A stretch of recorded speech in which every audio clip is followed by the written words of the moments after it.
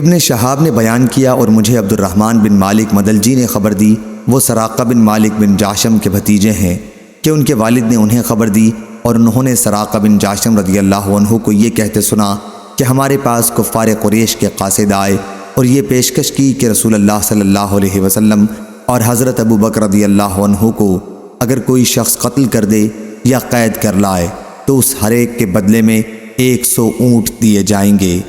میں اپنی قوم بنی مدلج کی ایک مجلس میں بیٹھا ہوا تھا کہ ان کا ایک آدمی سامنے آیا اور ہمارے قریب کھڑا ہو گیا۔ ہم ابھی بیٹھے ہوئے تھے، اس نے کہا، سراقہ ساحل پر میں ابھی چند سائے دیکھ کر آ رہا ہوں، میرا خیال ہے کہ وہ محمد اور ان کے ساتھی ہی ہیں صلی اللہ علیہ وسلم۔ سراقہ رضی اللہ عنہ نے کہا، میں سمجھ گیا اس کا خیال صحیح ہے، لیکن میں نے اس سے کہا کہ وہ لوگ نہیں ہیں، میں نے فلاں فلاں آدمی کو دیکھا ہے، ہمارے سامنے سے اسی طرف گئے ہیں۔ اس کے بعد میں مجلس میں تھوڑی دیر اور بیٹھا رہا اور پھر اٹھتے ہی گھر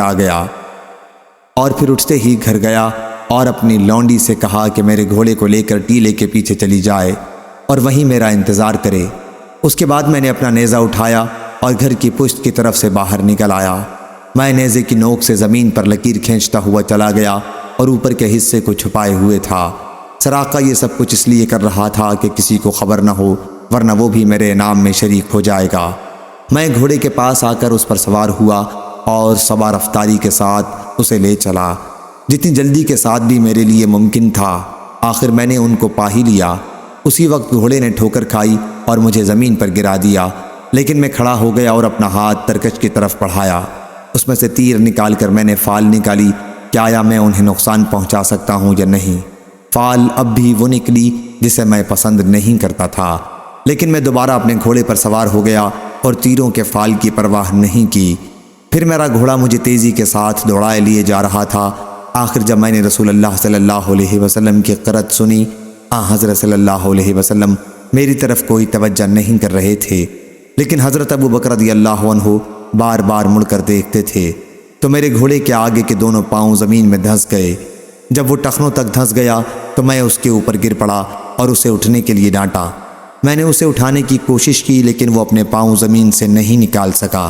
بڑی مشکل سے جب اس نے پوری طرح کھڑے ہونے کی کوشش کی تو اس کے آگے کے پاؤں سے منتشر سا غبار اٹھ کر دھوئیں کی طرح سامان کی طرف چڑھنے لگا۔ میں نے تیروں سے فال نکالی، لیکن اس مرتبہ بھی وہی فال آئی جسے میں پسند نہیں کرتا تھا۔ اس وقت میں نے حضرت صلی اللہ علیہ وسلم کو امان کے لیے پکارا۔ میری آواز پر وہ لوگ کھڑے ہو گئے اور میں اپنے گھوڑے پر سوار ہو کر ان کے پاس آیا۔ ان تک برے ارادے کے ساتھ پہنچنے سے جس طرح مجھے روک دیا گیا تھا، اسی سے مجھے یقین ہو گیا تھا کہ رسول اللہ صلی اللہ علیہ وسلم کی دعوت غالب آ کر رہے گی۔ اس لیے میں نے حضور صلی اللہ علیہ وسلم سے کہا کہ آپ کی قوم نے آپ کے مارنے کے لیے 100 اونٹوں کے انعام کا اعلان کیا ہے۔ پھر میں نے آپ کو قریش کے ارادوں کی اطلاع دی۔ میں نے ان حضرات کی خدمت میں کچھ توشہ اور سامان پیش کیا، لیکن حضور صلی اللہ علیہ وسلم نے اسے قبول نہیں فرمایا۔ مجھ سے کسی اور چیز کا بھی مطالبہ نہیں کیا، صرف اتنا کہا کہ ہمارے متعلق رازداری سے کام لینا۔ لیکن میں نے عرض کی کہ آپ میرے لیے ایک امن کی تحریر لکھ دیجئے۔ حضور صلی اللہ علیہ وسلم نے عامر بن فہیرہ رضی اللہ عنہ کو حکم دیا اور انہوں نے چمڑے کے ایک رقعے پر تحریر امن لکھ دی۔ اس کے بعد رسول اللہ صلی اللہ علیہ وسلم آگے بڑھے۔ ابن شہاب نے بیان کیا اور انہیں عروہ بن زبیر نے خبر دی کہ رسول اللہ صلی اللہ علیہ وسلم کی ملاقات زبیر رضی اللہ عنہ سے ہوئی، جو مسلمانوں کے ایک تجارتی قافلے کے ساتھ شام سے واپس آ رہے تھے۔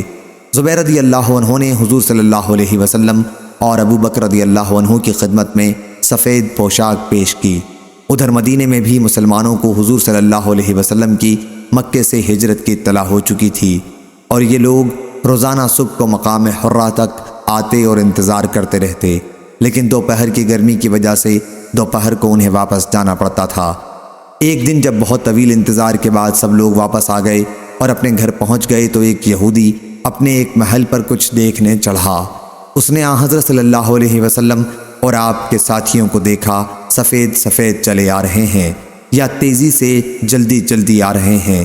جتنا آپ نزدیک ہو رہے تھے اتنی ہی دور سے پانی کی طرح ریتی کا چمکنا کم ہوتا جاتا تھا۔ یہودی بے اختیار چلا اٹھا، کیا یا عرب کے لوگوں، تمہارے یہ بزرگ سردار آ گئے جن کا تمہیں انتظار تھا۔ مسلمان ہتھیار لے کر دوڑ پڑے اور حضور صلی اللہ علیہ وسلم کا مقام حرہ پر استقبال کیا۔ آپ نے ان کے ساتھ داہنی طرف کا راستہ اختیار کیا اور بنی عمرو بن عوف کے محلے میں قیام کیا۔ یہ ربیع الاول کا مہینہ اور پیر کا دن تھا۔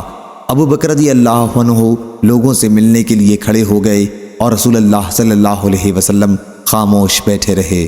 انصار کے جن لوگوں نے رسول اللہ صلی اللہ علیہ وسلم کو اس سے پہلے نہیں دیکھا تھا وہ ابو بکر رضی اللہ عنہ ہی کو سلام کر رہے تھے، لیکن جب حضور اکرم صلی اللہ علیہ وسلم پر دھوپ پڑنے لگی تو حضرت ابو بکر رضی اللہ عنہ نے اپنی چادر سے حضرت صلی اللہ علیہ وسلم پر سایہ کیا۔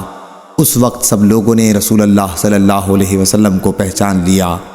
حضور اکرم صلی اللہ علیہ وسلم نے بنی عمرو بن عوف میں تقریباً 10 راتوں تک قیام کیا اور وہ مسجد قباء جس کی بنیاد تقوی پر قائم ہے وہ اسی دوران میں تعمیر ہوئی اور آپ نے اس میں نماز پڑھی۔ پھر جمعے کے دن حضرت صلی اللہ علیہ وسلم اپنی اونٹنی پر سوار ہوئے اور صحابہ بھی آپ کے ساتھ پیدل روانہ ہوئے۔ آخر آپ کی سواری مدینہ منورہ میں اس مقام پر آ کر بیٹھ گئی جہاں اب مسجد نبوی ہے۔ اس مقام پر چند مسلمان ان دنوں نماز ادا کیا کرتے تھے۔ یہ جگہ سہیل اور سہل تو یتیم بچوں کی تھی اور کھجور کا یہاں کھلیان لگتا تھا۔ یہ دونوں بچے حضرت اسعد رضی اللہ عنہ بن زرارہ کی پرورش میں تھے۔ جب آپ کی اونٹنی وہاں بیٹھ گئی تو رسول اللہ صلی اللہ علیہ وسلم نے فرمایا انشاءاللہ یہی ہمارے قیام کی جگہ ہوگی۔ اس کے بعد آپ نے دونوں یتیم بچوں کو بلایا اور ان سے اس جگہ کا معاملہ کرنا چاہا تاکہ وہاں مسجد تعمیر کی جا سکے۔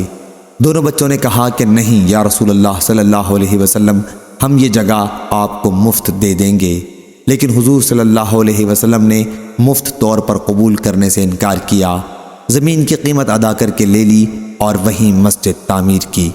اس کی تعمیر کے وقت خود حضور اکرم صلی اللہ علیہ وسلم بھی صحابہ رضی اللہ عنہم کے ساتھ اینٹوں کے ڈھونے میں شریک تھے۔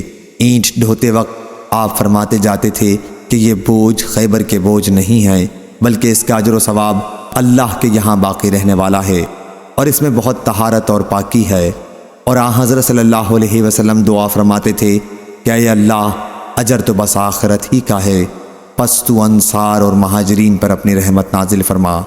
اس طرح آپ صلی اللہ علیہ وسلم نے ایک مسلمان شاعر کا شعر پڑھا جن کا نام مجھے معلوم نہیں۔ ابن شہاب نے بیان کیا کہ احادیث سے ہمیں یہ اب تک معلوم نہیں ہوا کیا حضرت صلی اللہ علیہ وسلم نے اس شعر کے سوا کسی بھی شاعر کے پورے شعر کو کسی موقع پر پڑھا ہو۔ صحیح بخاری حدیث نمبر 3906۔